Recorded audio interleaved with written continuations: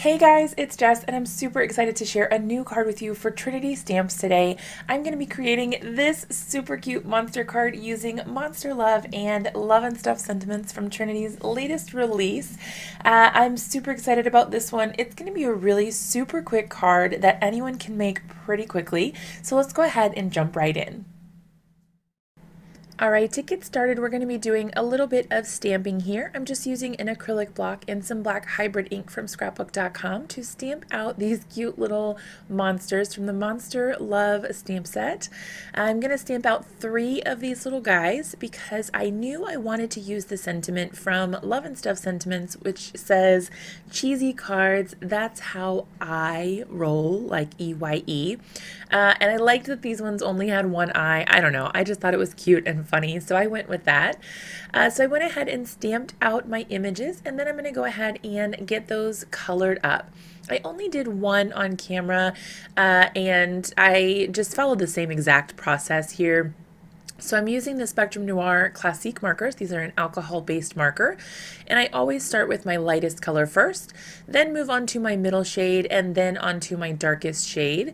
If I'm using more than 3 colors, then I just keep going, adding a darker shade as I go. And then I'll go back through and blend over those areas just to get a smoother look. And I find that that gives me really good results, especially with smaller images like in stamp sets. I don't feel like you have to put a ton of detail into them for them to still look awesome.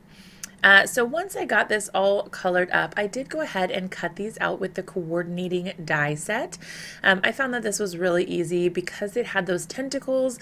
I didn't have to worry about cutting around them or trying to open up that space in between the tentacles there. The die cut did it for me, which was awesome. So I did go ahead and get that cut out and then moved on to the next part of my card. I decided to do a little bit of repeat stamping for my background.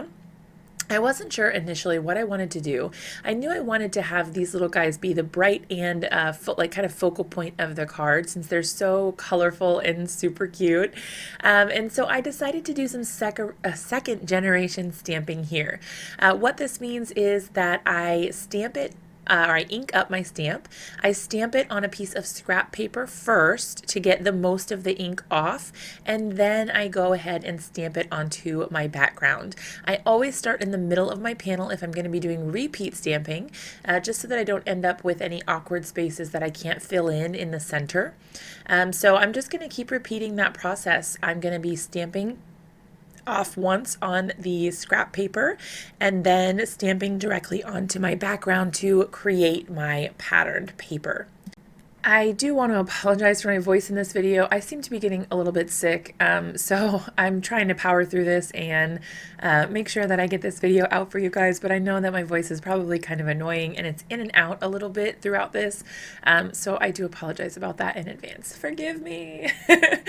Anyway, so you can see that I'm just kind of going with the flow and trying to position these so that they are in a pattern and make sense, but I'm not really being too careful about making sure that they're in like an exact, like evenly spaced layout or anything like that. I'm just going through and adding them where I feel like it fits, where I feel like it's a good position or space for them, and I think that that's perfect. I don't think you need to go overboard trying to make it perfect. It looks fine. No one's going to notice if like one of your little monsters is a little farther away than another one. It looks super cute and really no one's going to notice. All right, so once I got my repeat stamping done, I did go ahead and move on to trying to figure out how to assemble my card.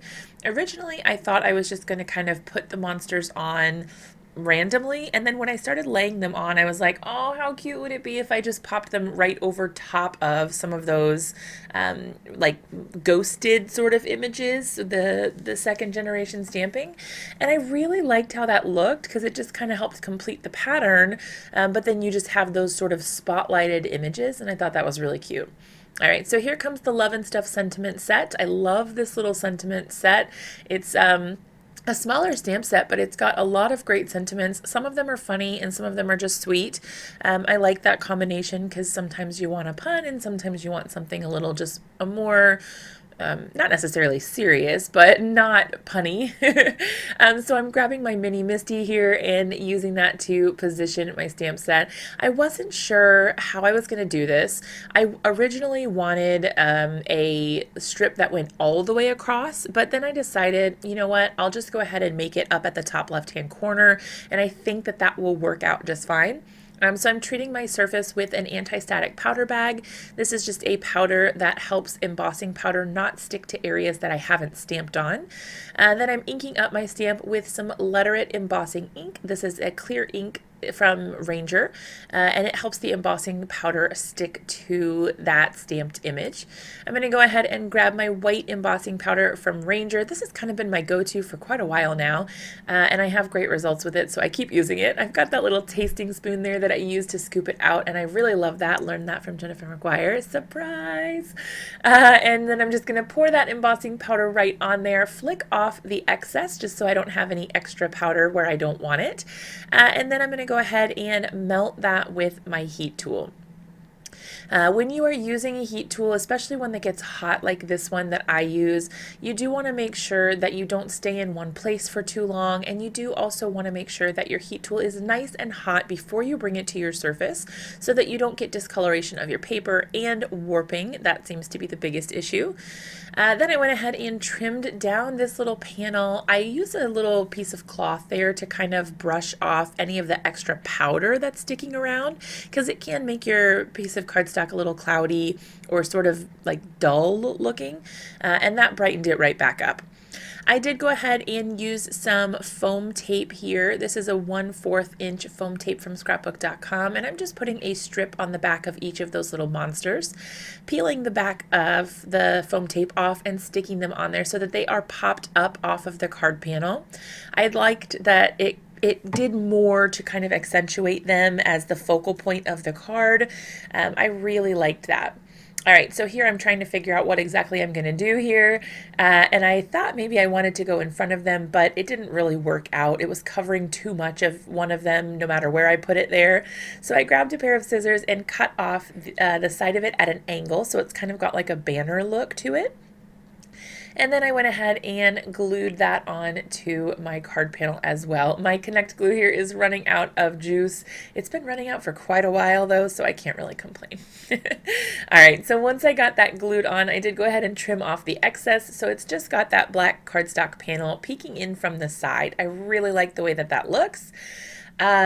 I definitely should have done this before I put the foam tape stuff onto my card, but it worked out, so it's okay.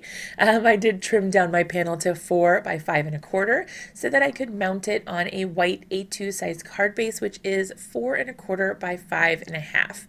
I'm using a pre-scored card base here from scrapbook.com just because it was super easy for me to pull that out of my stash. It was already cut to the right size and scored, so I didn't have to worry about doing any of that myself. Yes. All right, so now I'm using my ATG to get the tape on the back of this and attach it to that card base. I thought that I was going to be done, but then I decided, okay, look, I went through all the trouble of making this card about the monsters and their eyes, because the sentiment again says that's how I roll, right? So I decided to grab some Morning Dew drops from Nuvo.